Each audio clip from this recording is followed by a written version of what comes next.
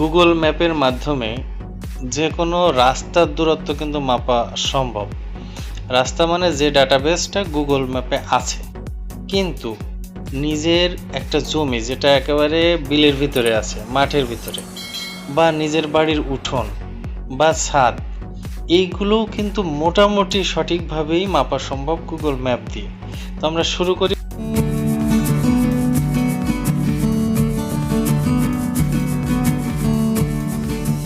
তো আমরা দূরত্ব মাপার ক্ষেত্রে কি করি, আমরা সাধারণত দেখা যাচ্ছে যে আমি এই ঢাকা ইউনিভার্সিটির দূরত্ব মাপবো আমার লোকেশন থেকে। তো এটা সিলেক্ট করলেই যে ডিরেকশন, এখানে ক্লিক করলেই সাথে সাথে দেখিয়ে দেয় যে মোট দূরত্ব কত। এখানে যেমন 215 কিলোমিটার। এমনকি ইওর লোকেশনের জায়গায় যদি অন্য কোনো লোকেশন দিয়ে দিই, যেমন যশোর, তাহলে দেখাবে এখন যশোর থেকে কত দূরত্ব, যে 174 কিলোমিটার। এটা খুব সহজ। কিন্তু ছোট দূরত্ব, যে আমার মাঠের ভিতরে একটা জমি আছে, সেই জমির আইল মাপবো আমরা, সেটা কিভাবে সম্ভব সেটা দেখি। তার জন্য আমরা একেবারে একটা বিলেন জমিতে চলে যাই।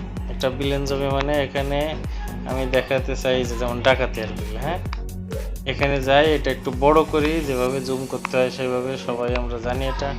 এই যে বড় করলাম, এই যে জমিগুলো দেখা যাচ্ছে সব রিয়েল জমি কিন্তু এগুলো।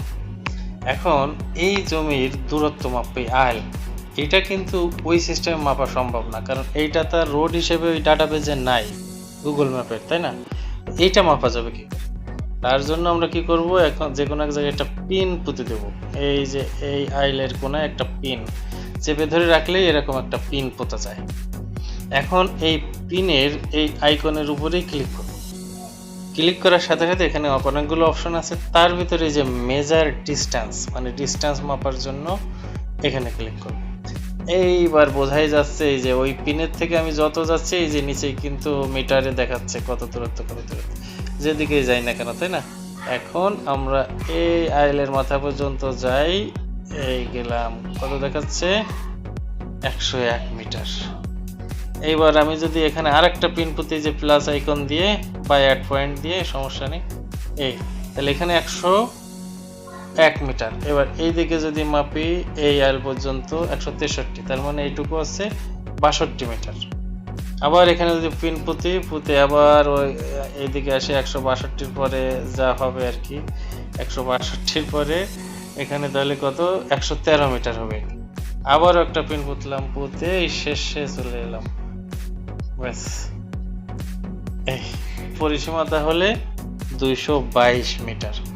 এইভাবে আমরা যে কোনো জায়গার জমি দূরত্ব খুব সহজেই মাপতে পারবো।